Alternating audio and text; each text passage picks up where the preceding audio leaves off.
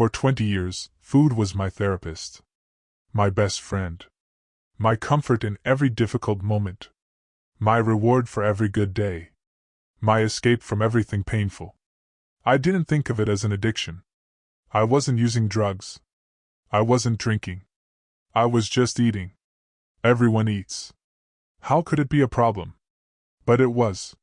Food wasn't fuel for me. It was medication. Anesthesia. A way to numb everything I didn't want to feel. And when I finally let go of using food for comfort, when I stopped eating my emotions, I had to face something terrifying, the emotions themselves. Raw. Unfiltered. Unavoidable. No one warned me that healing from emotional eating would mean confronting every feeling I'd been swallowing for 2 decades. That giving up my coping mechanism would leave me defenseless against pain I didn't know I was carrying. This is what happens when food stops being comfort, and the emotions finally catch up. My relationship with food as comfort started young. 7 years old. My parents were fighting. Constantly. Loudly. Violently sometimes. I'd hide in my room, terrified, covering my ears. Wishing I could disappear. Wishing I felt safe. My grandmother would find me. Take me to the kitchen. Make me cookies. Sit with me while I ate them. The sweetness would calm me. The full feeling would soothe me. For those moments, eating, I felt okay. This became our ritual. Every time things were bad at home, we'd bake. We'd eat. And I'd feel better. Food became safety. Love. Comfort. Everything my home wasn't. By the time I was 10, I'd sneak food to my room. Hide it. Eat it when I was scared or sad or lonely. It worked every time. The emotions would fade. The pain would dull. Food fixed everything. My parents never noticed. They were too busy fighting. Too consumed by their own problems. So I self-soothed. With food. In secret. Building a coping mechanism that would control my life for the next 20 years. Through middle school and high school, the pattern strengthened. Stressed about a test? Eat. Rejected by a crush? Eat. Fight with a friend? Eat. Feeling lonely? Eat. Feeling anxious? Eat. Feeling anything uncomfortable? Eat. Food became my solution to everything. Not hungry but eating anyway. Not tasting it. Just consuming. Using it like a drug. To change how I felt. To escape what I was feeling. I gained weight. Not dramatically. But noticeably. Kids made comments. Which hurt. Which I dealt with by eating more. My parents took me to doctors. Nutritionists. They told me to eat less. Exercise more. As if it was that simple. As if I was just lazy or lacking willpower. But it wasn't about food. It was never about food. Food was my coping mechanism. My emotional regulation. My way of surviving. I'd try diets. Lose some weight. Then something stressful would happen. And I'd be right back to emotional eating. Because I had no other way to handle difficulty. By 18, the pattern was set. Deeply ingrained. Automatic. Feel bad, eat food. Feel better temporarily. Then feel worse. Then eat more. An endless cycle. College made everything worse. New environment. New stress. Complete freedom. No supervision. I had unlimited access to food. Dining halls. Vending machines. Late-night delivery. And unlimited stress. Classes. Social pressure. Homesickness. Identity crisis. I ate through all of it. Gained the freshman 15. Then 20 more. Then 30. I'd binge alone in my dorm room. Ordering pizza. Chinese food. Fast food. Eating until I felt sick. Then eating more. Because the emotional pain was worse than the physical pain. I'd wake up surrounded by empty containers. Wrappers. Evidence of another night of using food to escape. Feel disgusted with myself. Swear I'd stop. Then do it again that night. My roommates knew but didn't say anything. Everyone was dealing with college stress in their own way. This was mine. I stopped going to social events. Too self-conscious about my weight. Too ashamed of my lack of control. Too focused on my next eating episode. Food was my social life. My entertainment. My comfort. My everything. And I was disappearing into it. After college, nothing changed. The settings changed. The stress changed. The eating didn't. Work stress? Eat. Relationship problems? Eat. Loneliness? Eat. Boredom? Eat. Success? Eat to celebrate. Failure? Eat to cope. I'd stop for fast food on the way home. Eat it in my car before going inside. Hide the evidence. Then eat dinner like normal. Living a double life. I'd order delivery. Tip well so they wouldn't judge the amount of food. Pretend it was for multiple people. Eat it all myself in one sitting. I'd go to multiple stores so no one knew how much I was buying. Rotate through different cashiers. Anything to hide my consumption. The shame was overwhelming. But not overwhelming enough to stop. Because eating was the only thing that made the shame go away. Temporarily. Until it made it worse. I gained more weight. Felt worse about myself. Isolated more. Ate more. A vicious cycle that fed itself. By my mid-30s, my body was breaking down. I was diagnosed with type 2 diabetes. My doctor was concerned. Said if I didn't change, serious complications would follow.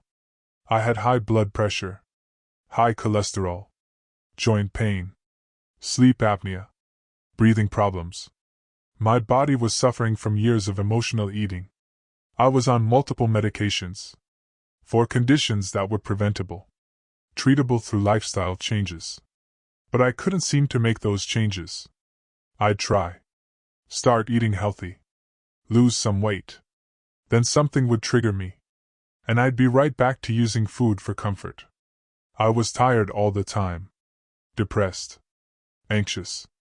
Physically uncomfortable in my own body. But still I ate.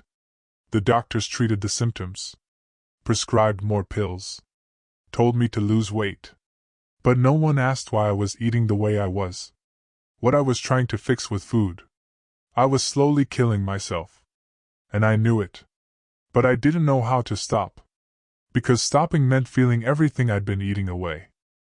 I'd been using food to numb emotions for so long, I'd forgotten what emotions felt like. Happy? Neutral. Sad? Neutral. Angry? Neutral. Anxious? Neutral. Everything smoothed out by constant eating. I was emotionally flat. Disconnected. Going through life in a fog. Present physically but absent emotionally. I couldn't remember the last time I'd really felt something.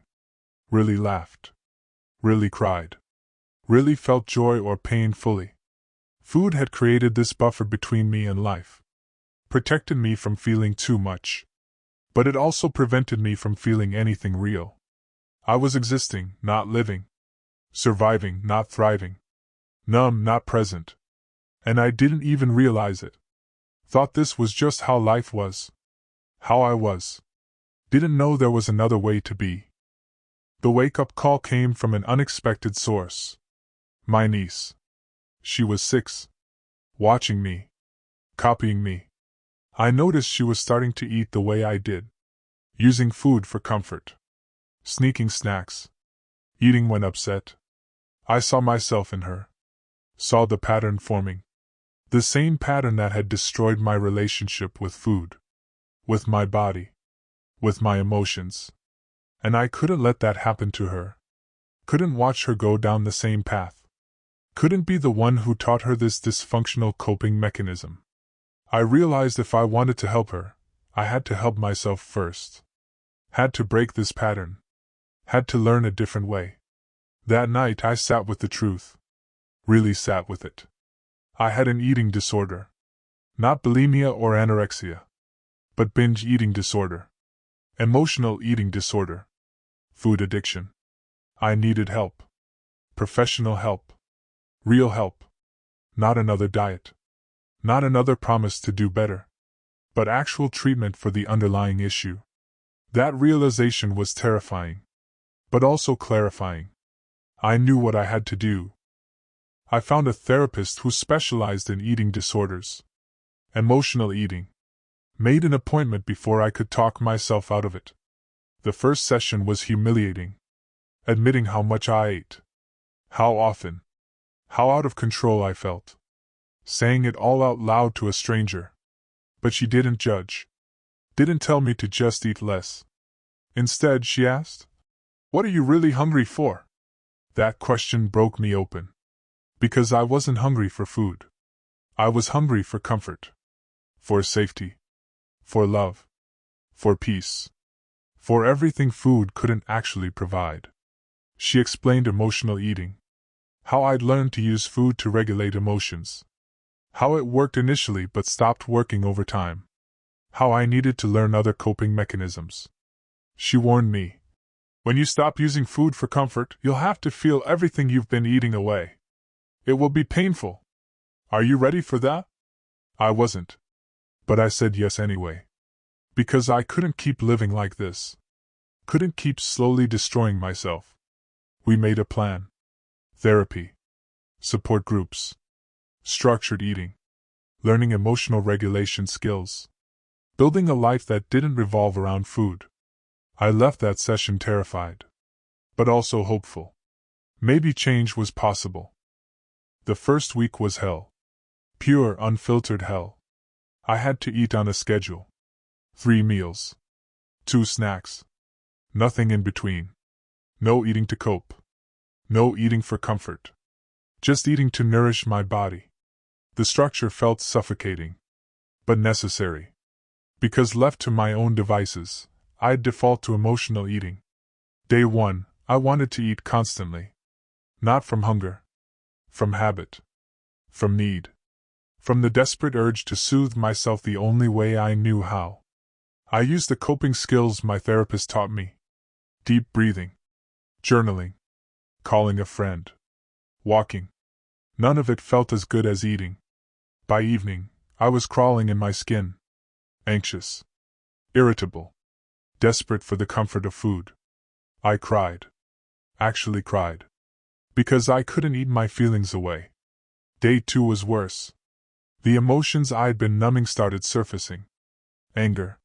Sadness. Fear. All of it demanding to be felt.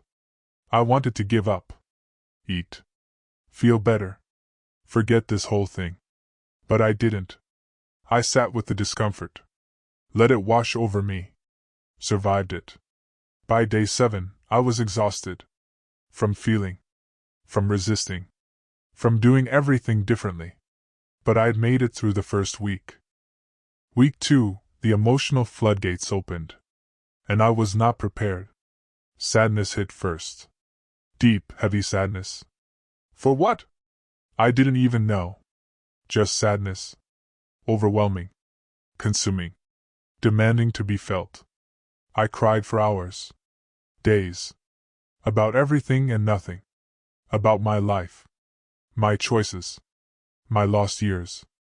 About things I couldn't even name. Food had been keeping this sadness at bay. Now it was here. Unmediated. Raw.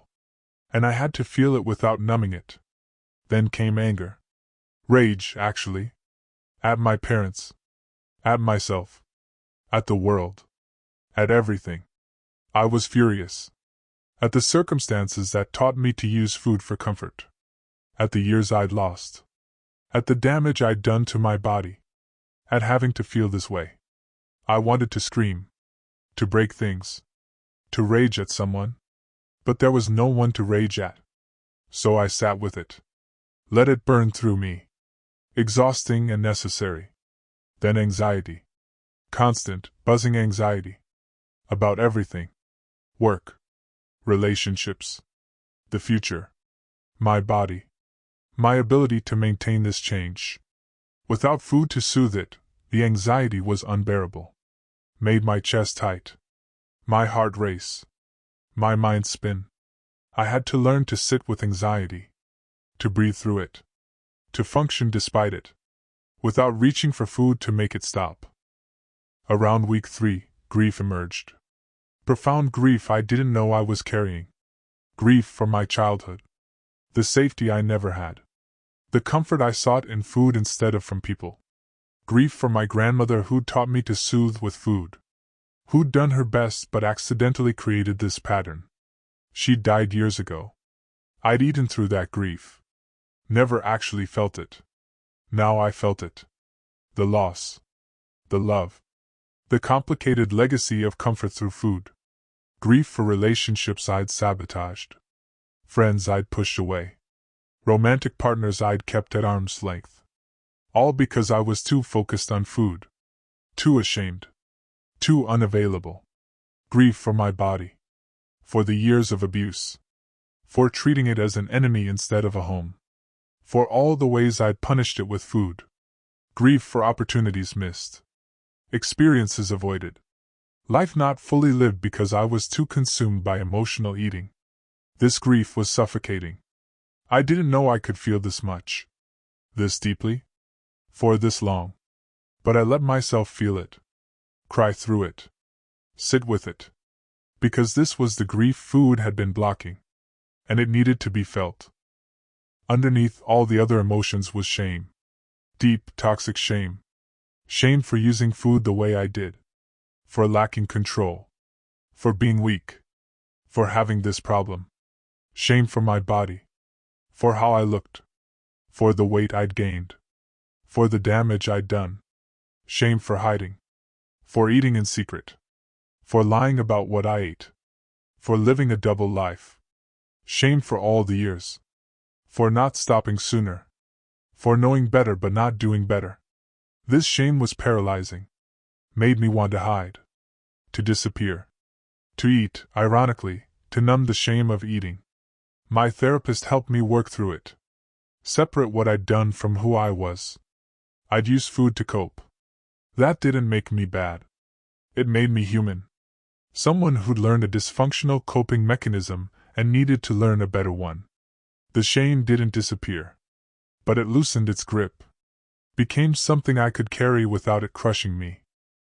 Without food, I felt desperately lonely. Food had been my constant companion. My friend. My comfort in solitary moments. Now I was truly alone. Evenings were the worst. Used to be my eating time. Now I had to find other ways to fill the hours. To soothe myself. To not feel so alone. I tried calling friends. But I'd neglected those relationships. Pushed people away. Many didn't answer. Some didn't want to reconnect. I tried new activities. But nothing felt as comforting as eating. Nothing filled the void the same way. I had to sit with loneliness. Feel it fully. Accept that this was part of my reality now. Part of what I'd been eating away. Eventually, I started rebuilding connections. Slowly. Tentatively. Learning to find comfort in people instead of food. But the loneliness remained. A reminder of what I'd lost. What I'd sacrificed for my relationship with food. As I stopped emotional eating, my body started changing. And I had complicated feelings about it. I lost weight. Slowly. Steadily. My body was no longer inflamed from constant overconsumption. People noticed. Complimented me. Said I looked great. Asked what my secret was. I should have felt good about this. But I didn't. I felt exposed. Visible. Like I was losing my armor. Food and weight had been my shield. Kept people at a distance. Protected me from intimacy. From being seen. Now, as I became smaller physically, I felt more vulnerable. More available to be hurt. More exposed to the world. I also had to grieve the body I'd had. Even though it was uncomfortable. Even though it was evidence of dysfunction. It was familiar. Mine. And now it was changing. The physical changes were the easy part. The emotional changes around my body were much harder. If this is resonating with you, would you do something for me? Hit like and subscribe. But more than that, leave a comment. Share your story. Share some hope. We're all fighting battles no one sees. Let's support each other. As I worked on not emotional eating, I realized triggers were everywhere. Stress at work. Conflict with a friend. Bad news. Good news. Boredom. Loneliness. Happiness. Literally everything could trigger the urge to emotionally eat. Food ads. Restaurants. Social media posts about food. The smell of certain foods. All of it activated the old patterns. I had to develop new responses. New coping mechanisms for every situation. It was exhausting. Stress? I had to learn to breathe through it. Process it. Handle it without food. Sadness? I had to cry. Journal. Talk to someone. Feel it without swallowing it. Celebration? I had to find ways to mark occasions that didn't involve food as reward. Every old trigger required a new response. And learning those responses was slow. Difficult. Full of failures and restarts. I had to rebuild my relationship with food from scratch. It had been my drug. Now it needed to be just fuel. I had to eat without using food for comfort. Without using it to change how I felt. Without giving it power over my emotional state. This meant eating when hungry. Stopping when full. Choosing foods that nourished. Not punishing or rewarding myself with food. It meant removing morality from food. No good foods or bad foods. Just food. Fuel. Necessary for life but not the center of life. This was incredibly difficult. Years of emotional eating had created strong associations. Breaking those required constant vigilance. I had to eat in public sometimes. Without shame. Without hiding. Just eating like a normal person. I had to allow myself to enjoy food. Without guilt. Without it meaning I was out of control. Food could taste good without being medicinal. This balanced relationship with food was something I'd never had. Had to learn it like learning a new language. Learning to regulate emotions without food was the hardest part of recovery. I learned to identify emotions.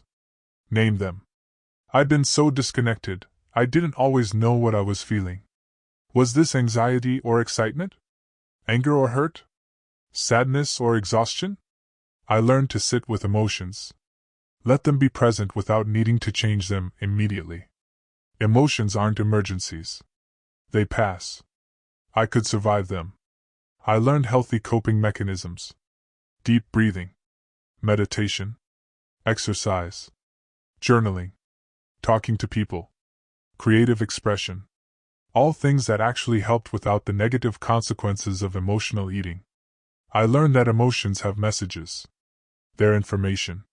Not problems to solve. If I was anxious, maybe something in my life needed attention. If I was sad, maybe I needed to grieve something. If I was angry, maybe a boundary had been crossed. Food had silenced these messages. Now I was learning to listen. To respond appropriately. To use emotions as guides instead of things to escape. This emotional literacy was transformative. But it took time. Practice. Lots of mistakes. Lots of returning to old patterns and having to redirect. In therapy, we went deeper. Beyond the eating. To what the eating was protecting me from. We explored my childhood trauma. The unsafe home. The emotional neglect. The ways I learned to self-soothe because no one else would. We worked on my attachment style. How fear of abandonment drove some of my eating. How I'd rather push people away than risk being left. We addressed my perfectionism. My all-or-nothing thinking. How failure in any area led to eating. How success also led to eating because I didn't know how to handle it. We processed my shame. The core belief that I was fundamentally flawed. Unlovable. Too much, and not enough simultaneously. The belief that drove the eating and was reinforced by the eating. This work was painful. Excruciating sometimes. Opening wounds I'd kept covered for decades. Feeling things I'd avoided my entire life. But it was necessary. Because the eating was just a symptom. The real problem was underneath. And until I addressed that, I'd always be at risk of returning to emotional eating. I joined a support group for emotional eaters. Best decision I made. Hearing other people's stories, I felt less alone. Less broken. Less uniquely messed up. Everyone had their own version of using food for comfort. Different triggers. Different patterns. But the same underlying issue. We were all trying to feel better. Trying to cope. Trying to survive. I shared my struggles. My victories. My setbacks. The group held it all without judgment. When I wanted to give up, they encouraged me. When I succeeded, they celebrated. When I relapsed, they supported me without shame. These people understood in ways friends and family couldn't. They'd been there. Were there. We were fighting this together. I learned from their experiences. Their coping strategies. Their insights. Borrowed their strength when I had none of my own. The group became my community. My people.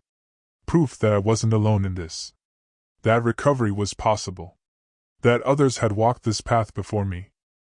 Around month 6 I relapsed. Badly. Stressful situation at work. Unexpected. Overwhelming. I reached for my old coping mechanism. Bought all the foods. Ate until I felt sick. Just like old times.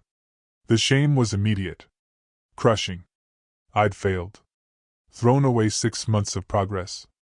Proved I couldn't do this. Would always be controlled by food. I almost gave up entirely. Thought if I'd already relapsed, might as well keep going. Fall completely back into the old pattern. But I called my therapist instead. My sponsor from support group. Told them what happened. They reminded me, relapse doesn't mean failure. It's part of recovery. One episode doesn't erase 6 months of growth. Doesn't mean I'm back at the beginning. I had learned things. Developed skills. Changed patterns. One relapse didn't undo all of that. What mattered was what I did next. Did I use this as an excuse to quit? Or did I learn from it and keep going?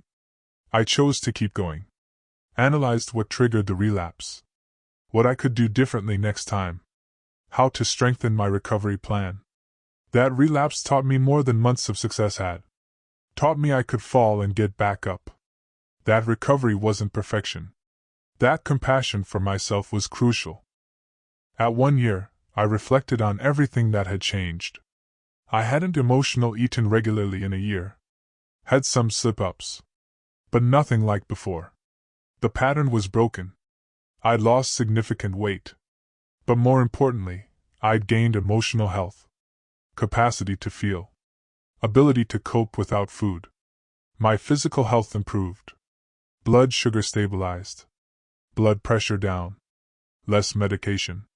Body functioning better. I'd rebuilt relationships.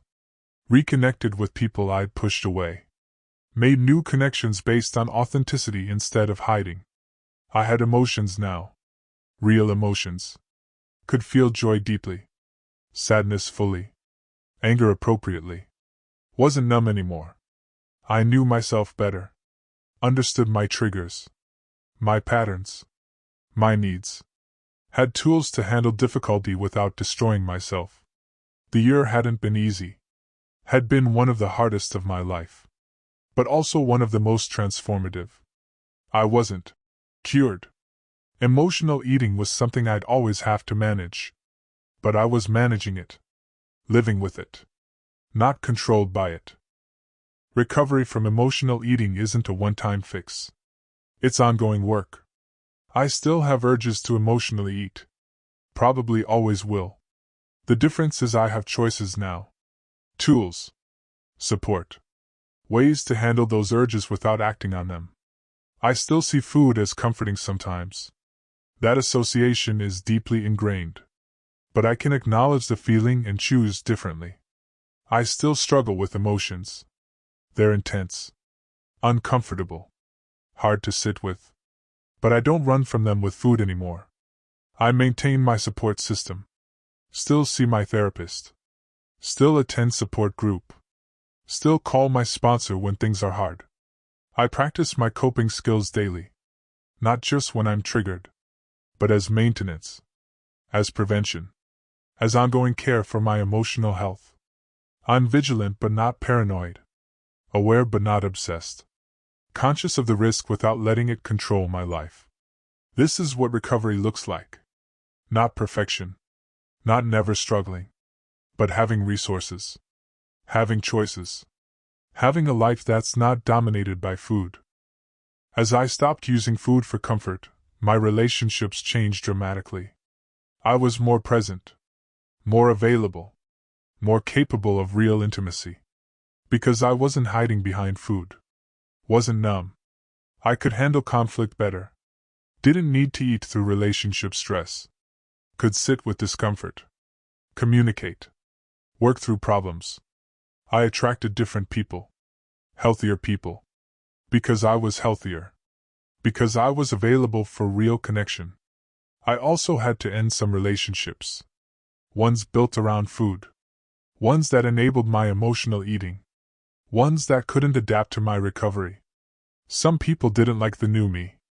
Preferred when I was numb. Compliant. Self-destructive. Those relationships ended. Painfully but necessarily. The relationships that remained deepened. Became more authentic. More mutual. More nourishing. I learned food couldn't fill relationship needs. Connection. Belonging. Love. Those came from people. From vulnerability. From showing up as I really was. This was scary. Risky. People could hurt me in ways food couldn't. But they could also heal me in ways food never could. Learning to accept my body was an ongoing process. Society says I should be happy I lost weight. Should feel successful. Fixed. Better. But I have complicated feelings about my body. Always will. I'm grateful it's healthier. That it functions better. That I've stopped actively harming it with food. But I also carry shame about how it looks. Loose skin. Stretch marks. Evidence of my years of emotional eating. I have to actively practice body acceptance. This body survived trauma. Carried me through hard times. Deserves respect even if it doesn't look how I wish it did.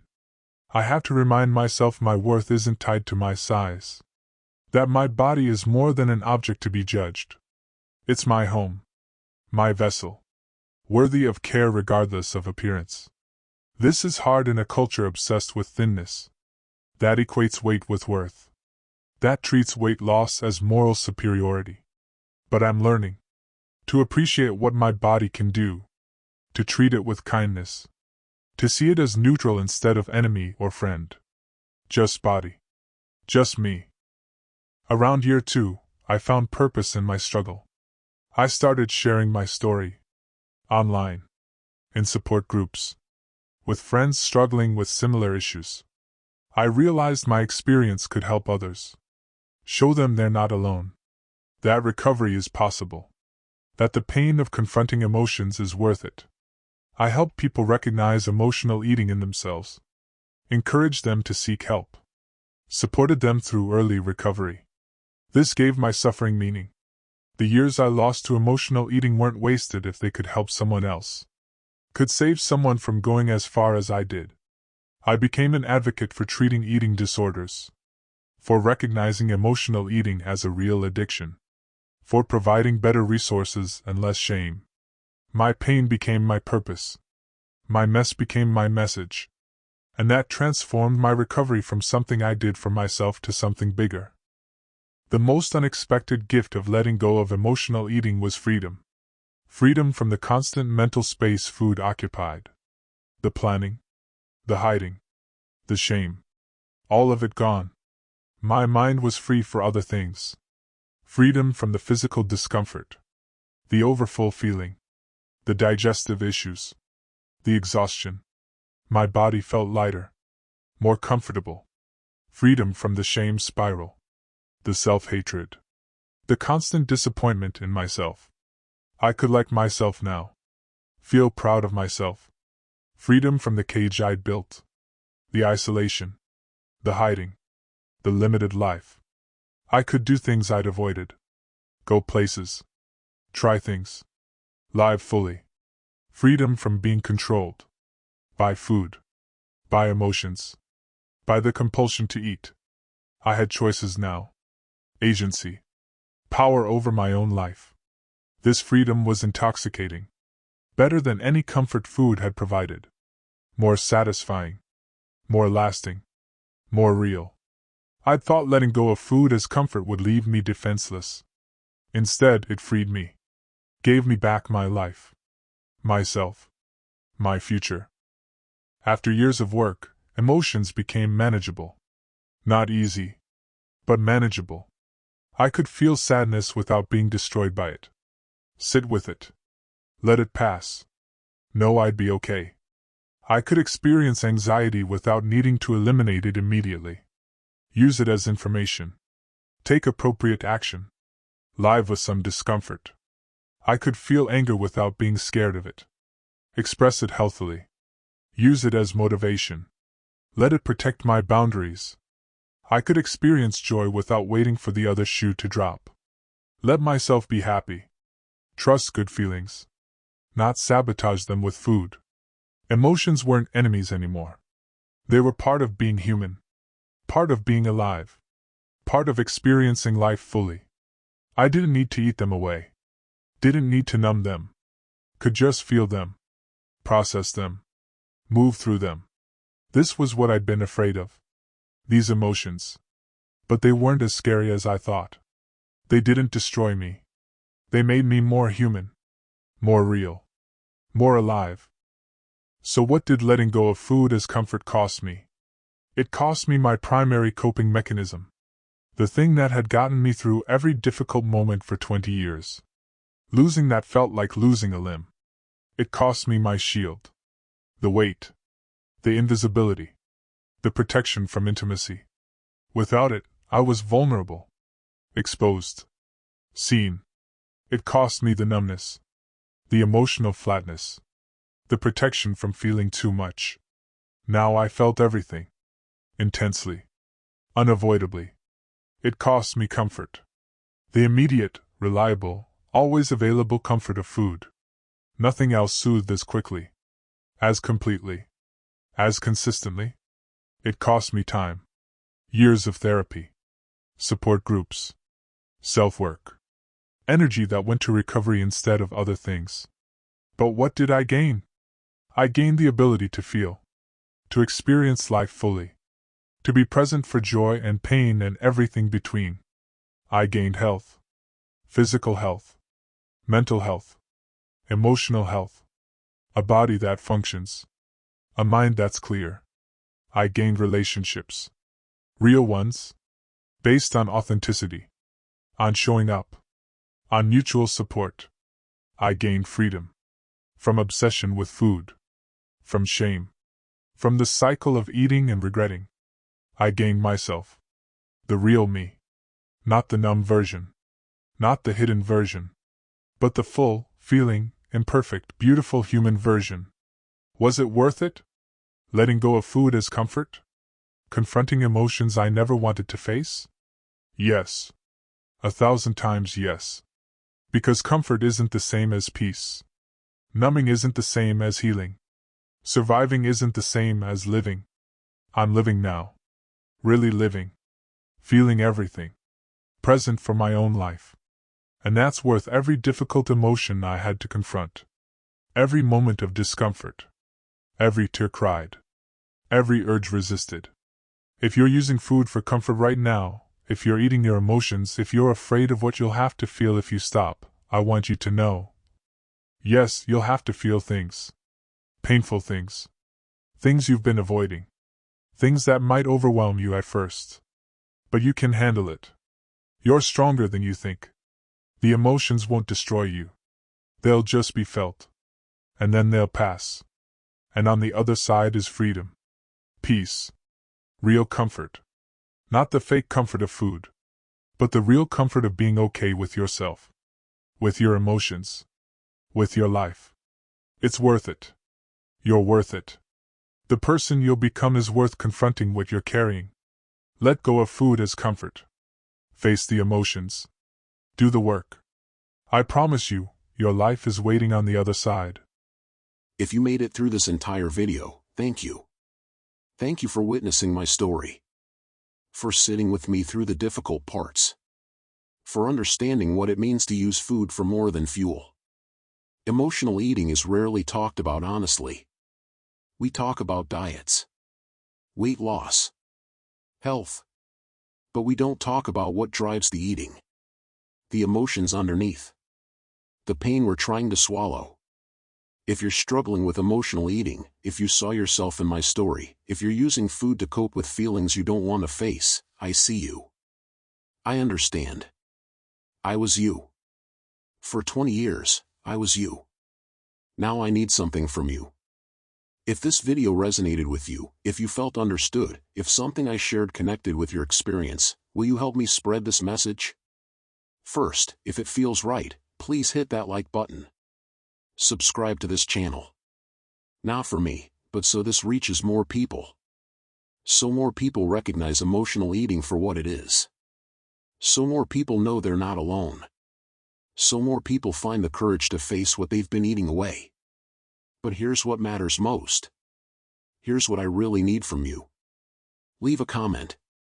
A real, honest comment from your heart. If you're struggling with emotional eating right now, share that. You don't need to have answers. You don't need to be ready to change. Just acknowledge where you are. I use food to cope. I eat my emotions. I see myself in this story. We'll meet you where you are. No judgment. Just understanding. If you've stopped emotional eating, share where you are in your journey. What emotions are you confronting? What's hard right now? What's helping? Someone needs to hear that the difficult feelings are normal. That they're not alone in struggling. If you're scared to stop because you don't know how you'll cope without food, share that fear. Tell us what scares you about feeling your emotions. What you're afraid you'll discover.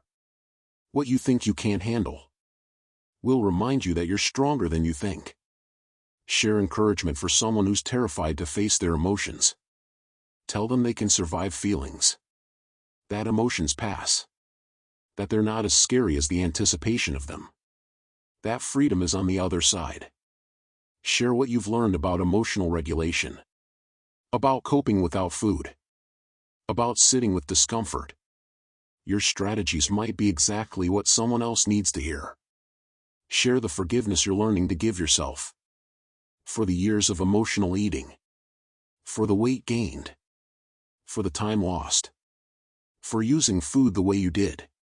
Someone else is drowning in shame right now and needs to hear that self-compassion is possible. Share what emotions surprised you when you stopped numbing them. What feelings were underneath the eating? What did you discover about yourself? What are you still working through? Or just share love. Tell someone they're not broken for using food to cope. That emotional eating is a response to pain, not a moral failing. That they deserve support, not shame. That their struggle is real and valid. Your words have power. Real power. The person reading your comment might be at rock bottom. Might be convinced they're the only one who struggles this way. Might believe they're too weak to ever change. Your comment could be what helps them see they're not alone. What gives them hope that change is possible. What encourages them to take the first step toward help. So please, share. Be vulnerable. Be honest. Be part of this community of people who understand what it means to eat emotions instead of feeling them. And if you're reading these comments right now, searching for hope, searching for understanding, searching for permission to stop, you're not alone. Using food for comfort doesn't make you weak or broken. It makes you human. Someone who learned a coping mechanism and now needs to learn a better one. Yes, letting go of emotional eating will mean facing emotions you've been avoiding. Maybe for years. Maybe for decades. And it will be hard.